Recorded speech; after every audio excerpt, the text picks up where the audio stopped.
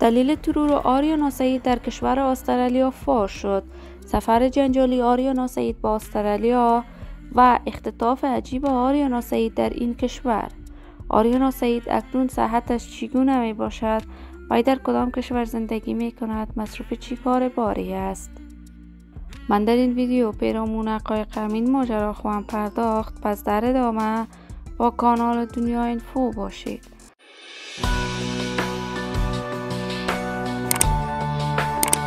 سلام و سلامتی ایام به کامتان باد. شما را خوش آمدید میگم و یکی دیگر از ویدیوهای جذاب کانال دنیا اینفو. برای دوست شدن با این کانال علامت سابسکرایب را فشار دهید تا از ویدیوهای دیگر کانال دنیا اینفو هم آگاه شوید.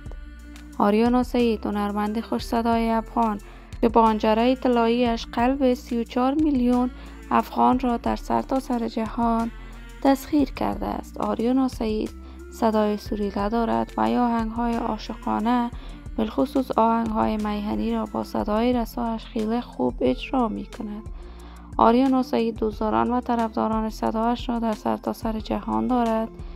وی چند روز قبل در کشور استرالیا کنسرت‌های پی در پی را برگزار کرد و دلیل نامعلوم آریانا سعید بعد از ختم یکی از این کنسرت‌ها مورد اختطاف قرار می‌گیرد، اما تاکنون این موضوع را از سیب و آریانا سعید به گونه واضح و آشکارا تایید نکرده است. آریانا سعید اما ساله مورد حمایت و تشویق فراوانی در کنسرت‌هایش قرار می‌گیرد، ولی این بار لباس‌های جنجالی در این کنسرت‌ها بر تن کرده است.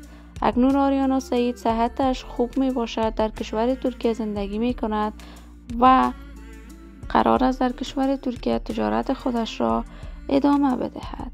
آریانا در جریان ثبت تازه‌ترین آهنگ‌های عاشقانه‌اش برای دوستداران و طرفداران صدایش میباشد. من آرزوی موفقیت، سعادت و خوشبختی برای این بانوی هنرمند از بارگاه عزت الله ازال تمنا دارم. دوستان نهایت عزیزم، شما هم نظریاتتان را در بخش کامنت با من شریک بسازید.